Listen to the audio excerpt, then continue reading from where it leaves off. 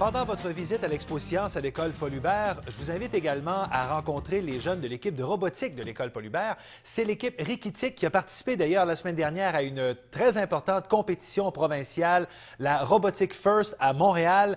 Et d'ailleurs, j'ai rencontré leur professeur Daniel Carré pour parler un peu de cette expérience.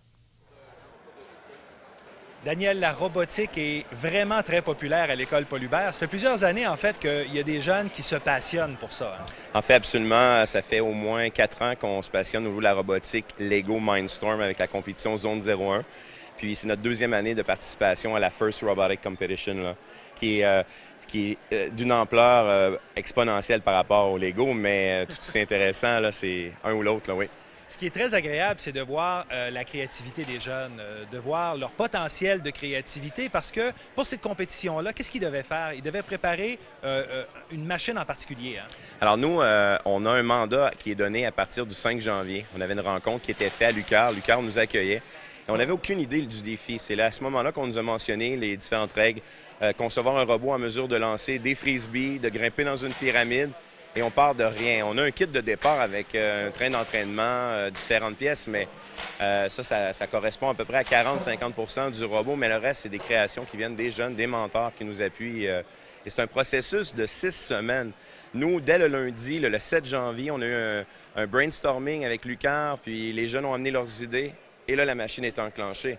Puis la compétition a eu lieu la semaine dernière, puis on a quand même très bien performé. Là. Oui, et donc c'est vraiment essai-erreur. On n'a pas le choix, là, parce qu'on l'invente, ça ne fonctionne pas, c'est une catastrophe, on recommence.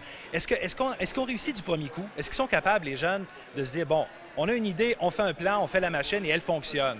J'espère, ça ne doit pas être aussi facile que ça. Non, c'est pas si simple. Au départ, on sort des idées, puis on essaie de se baser sur des concepts déjà existants, comme le tir au pigeon d'argile, une roue entraînante. On a fait des prototypes en bois. On a une CNC là, qu'on a mis en fonction, un genre de routeur 3 axes. Donc, entre guillemets, on a gossé dans le bois. On a conçu pour en arriver à dire, OK, oui, ça marche, mais est-ce qu'on peut faire mieux? Et dans le processus, ce qui est super important, c'est de faire ce qu'on appelle les dessins en CAD, en 3D, de rendre la machine virtuellement fonctionnelle pour que, par la suite, on puisse, avec nos partenaires, dont un situé à Québec, qui était Inox Côté, qui a fabriqué les pièces d'aluminium pliées, qu'on a reçues à la 3e semaine et qu'on a assemblées. Et là, miracle, notre lanceur fonctionnait, qu'on a intégré au robot. Mais écoutez, on a travaillé là, le mardi, date limite, minuit, il fallait mettre le robot dans le sac. Écoutez, il était 11h45. On est encore en train de faire des essais. Là. Donc, c'est un 6 semaines incroyable. Parlez-nous de l'importance au Québec de cette compétition-là, parce qu'on donne la chance à des jeunes de faire valoir leur ingéniosité, finalement. Tout à fait. Non seulement on fait valoir leur créativité, leur ingéniosité, on veut créer la nouvelle génération finalement d'ingénieurs pour le Québec, mais aussi grâce à ce projet-là, on va toucher la persévérance scolaire parce qu'on connaît beaucoup de problèmes au Québec à ce niveau-là. Et grâce à ce projet-là, nos jeunes restent à l'école après les cours, ils travaillent avec des ingénieurs, ils travaillent avec des mentors, donc ils sont impliqués, ils donnent beaucoup de temps pour arriver à concevoir de telles machines. Donc pour nous, c'est très important. C'est d'ailleurs M. Baudouin, le président de Bombardier, qui a découvert ce projet il y a à peu près 5 ans aux États-Unis. Depuis, il s'est dit c'est pas possible qu'on n'ait pas ça au Québec pour permettre à nos jeunes de vivre ce défi-là, de découvrir les sciences de manière le fun finalement, parce que pourquoi ils sont toujours admiratifs des sportifs de haut niveau, des joueurs du Canadien, des stars du cinéma, mais finalement, ils ont très peu d'opportunités de réussir dans ces carrières-là, alors que là, il y a un travail pour eux à la fin et c'est pour ça qu'on développe ce projet au Québec. Est-ce qu'on pourrait dire que c'est un peu la revanche de ceux qu'on appelle les nerds et ceux qui sont les rats de laboratoire, et on leur donne enfin la chance d'être des vedettes et de performer au niveau du Québec? Tout à fait, c'est exactement ça. On va chercher une clientèle que d'habitude, le sport, ça les intéresse pas trop, l'art, là, donc là, on va chercher une nouvelle clientèle. Ils ont du fun, on leur crée un événement, le fun, parce que c'est vraiment un show. Il y avait 32 écoles du Québec cette année, mais il y avait aussi 4 écoles de l'Ontario, 2 des États-Unis, une du Mexique. Donc, 10 jockeys, musique, show de lumière. Donc, pour eux, c'est vraiment un événement à leur hauteur. Puis ils se démarquent, ils vivent des expériences uniques au niveau humain, pas seulement au niveau de la robotique, Mais à travers le projet, ils font des plans d'affaires, ils font du marketing, ils vont développer une meilleure confiance en eux, évidemment. Ils vont faire de la communication avec les juges parce qu'ils sont évalués sur beaucoup de points par les juges. Donc, à travers ce projet-là, on touche vraiment, vraiment toute une clientèle de jeunes, des scientifiques, mais aussi des non-scientifiques. Puis, cette année, une particularité aussi, on a eu notre première école de filles à Montréal. Donc, on est très, très fiers de ça parce qu'on touche aussi les filles, pas seulement les gars. Et donc, par ce projet-là, on touche maintenant des milliers de jeunes au Québec. Et d'ailleurs, pendant cette compétition-là, il y a un des élèves qui a très bien performé, Pierrot, hein? Absolument, Pierrot Barrette, qui en fait... Aucun lien de parenté avec moi. Non, avec moi non plus. Il y en a qui pensaient que c'était mon fils là-bas parce qu'on s'est fait une accolade incroyable lorsqu'il a eu son prix. Mais en fait, Pierrot, son mandat, lui, c'était d'accueillir les juges et de parler de notre équipe.